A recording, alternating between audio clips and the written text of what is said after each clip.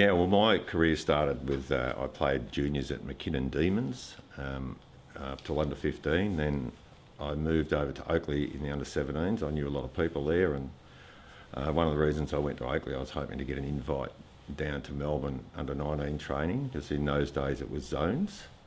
I got that invite and I spent 3 years at Melbourne playing in the under 19s and under the coaching of Froggy Crompton.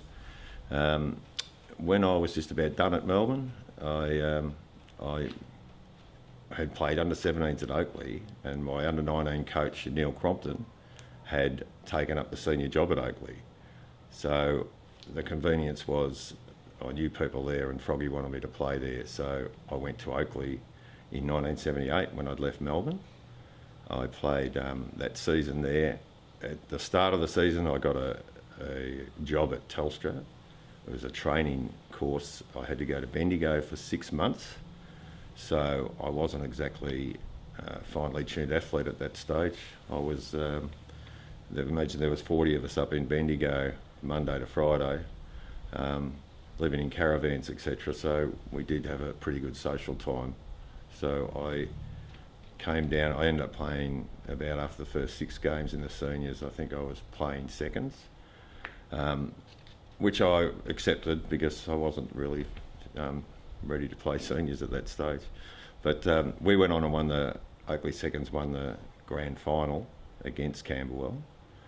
Graham Phillips was coaching Camberwell Seconds, and the next year he was coaching Camberwell Seniors.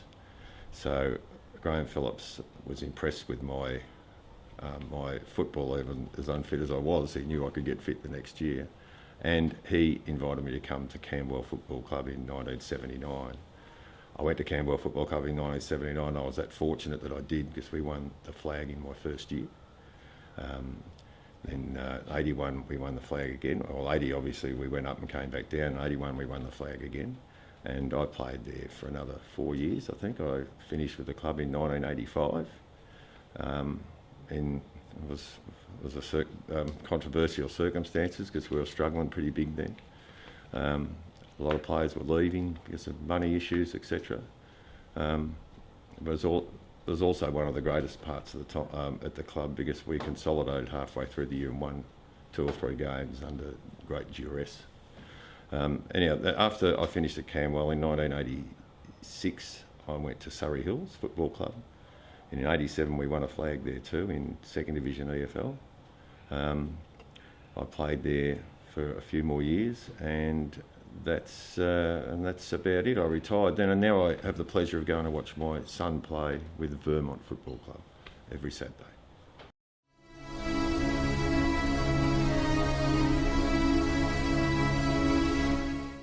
I consider myself very competitive. I hated losing, like most footballers do. I was a touch aggressive. I think I suffered a little bit from white line fever. I could read the play. That was probably my greatest asset. I could sort of read where the ball was going to go, and I had to do that because I didn't have a lot of speed. I certainly wasn't as quick as most other on-ballers, so you have to sort of figure it out for 5 metres in advance to get there before them. With the aggressive thing, I was probably the victim, because I was only reported twice, so that was 2 weeks running, and I got 1 week only, whereas I was a victim about 7 times. So what does that tell you? That I'm the...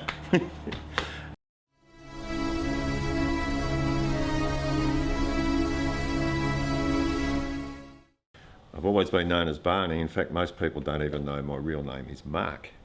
But the Barney name come about a long time ago. I think I was in about year 10 at high school, and I was starting to develop these, what they call bow legs. I had a little bit of a gap between the knees, and a new ice cream came out called the Barney Banana. Well, so because they reckon I had banana legs, therefore Barney. That's how I got the nickname Barney, because of a friggin' ice cream.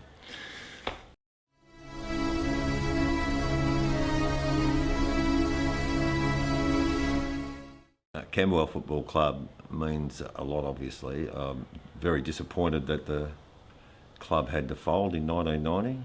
I've chatted about that. We do have reunions occasionally, which is great. But the footy club was of massive importance to me. It's probably, I would say it's probably the best time of my life. I spent, it must be 7 years, 8 years there, and it was socially, it was brilliant. On the field, for some reason, I loved every minute of it. I met a fantastic group of people that I'm still friends with, and whenever we get a message from David Barker or I hear from someone in the club, it's just, I get a warm feeling, and I go back to the 2 premierships we won, and that's obviously a great thing. The great thing about winning premierships is you celebrate on the night, but you can still celebrate 35 years later, which is fantastic. So the Camberwell Football Club, I have massively fond memories because it's such a positive part of my life.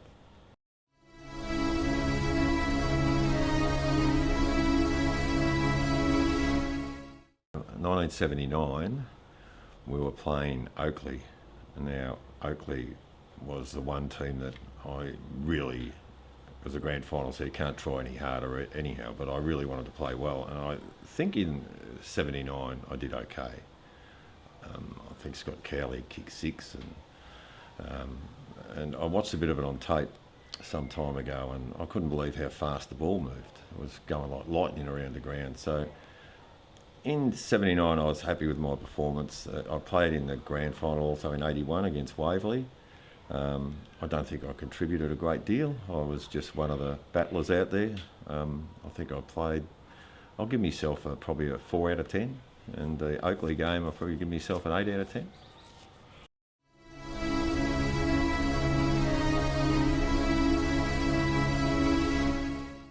In such a successful era that I played at Camberwell, there's obviously going to be some great players that I might miss out here, but I remember clearly, I believe you need a really strong spine to be a really good side, and we had some brilliant players. I remember Mr. Reliable, Greg Spittle at fullback, an absolute gun player, reliable, relentless, would always cover your back, was Ross Wright, played centre half back. We had magnificent leaders in the middle, Bluey Oliver, and Colin Judd was a legend, fantastic leader and inspirational leader. Phil Nelson was a sensational ruckman, quiet bloke, but always achieved. And we were fortunate enough to have what I consider the best 2-pronged attack in VFA, VFL history in Peter Stevenson, Squeaker, and Gary Hammond, Happy. And then the blokes around them, there was also some brilliance around them. It made for a pretty good side.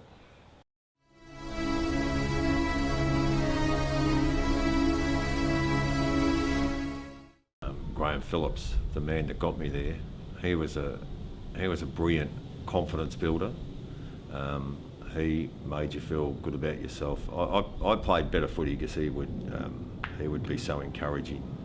He'd tell you when you did something wrong too, but he was normally a positive bloke, and he got a lot of positive responses out of a lot of players, and I owe him a lot of thanks for getting me to that great club and allowing me to win 2 flags.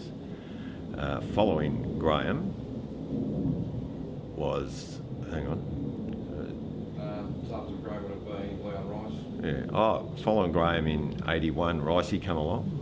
He was a playing coach, which I know is very difficult, but Leon was good. He had all the players' support, and he won a flag in his first year too, so you can't really say he's done too much wrong. He's done pretty well.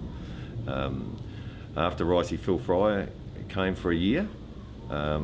He had a pretty tough task, but I think he only coached for 1 year, and then a good mate of mine, Colin Judd, come along. And he came along, I think it was 1985.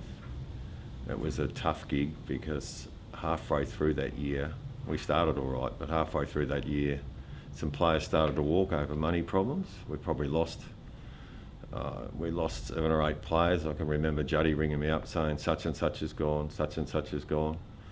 And one stage he said, what are you going to do? And I said, I wouldn't do it to you, mate. There's no way known. I don't think you'd walk on me, so I wouldn't walk on you. we actually had a players' meeting because it was getting a little bit to crisis point. People were dropping their heads, and we had a players' meeting and we said, what the hell are we going to do? We're going to sit here and whinge and moan and drop our heads. We're all committed now for the rest of the year, everyone bought in, and we made a massive commitment that we're going to have a massive crack no matter what and make the most of it. And it was a couple of wins we had towards the end of that year when we had a lot of players walk, and we had, obviously there was at one stage midway through the year there was a bad feeling. It completely turned around. I know we beat Geelong West at Geelong West, which is one of the greatest feelings I've ever had and the best trip home I've ever had. And we actually beat Williamstown, who were vying for a final spot at Camberwell. That was what could have been the worst footy year of my life. Turned out to be, those wins were probably almost as good as winning the flags earlier. They were sensational, and Juddy did a sensational job.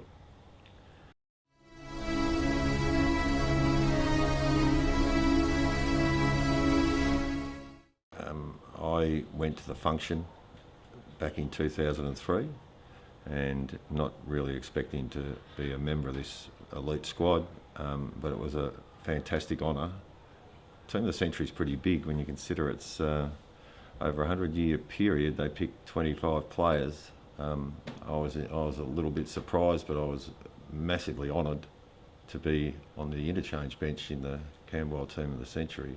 There's some massive players there like Laurie Nash, Bowen, Bluey Oliver, etc., etc. Juddy, I think, was there too, of course. It's a fantastic honour, and believe it or not, the Team of the Century hangs in my back room. You've given your heart to get here and your soul to get it right. You can take 'em boots and all, but it's sure gonna take a fight. When you spend all week getting to your peak, you're gonna have your say. You bet. On Sunday, it's gonna be a fight. It's Sunday.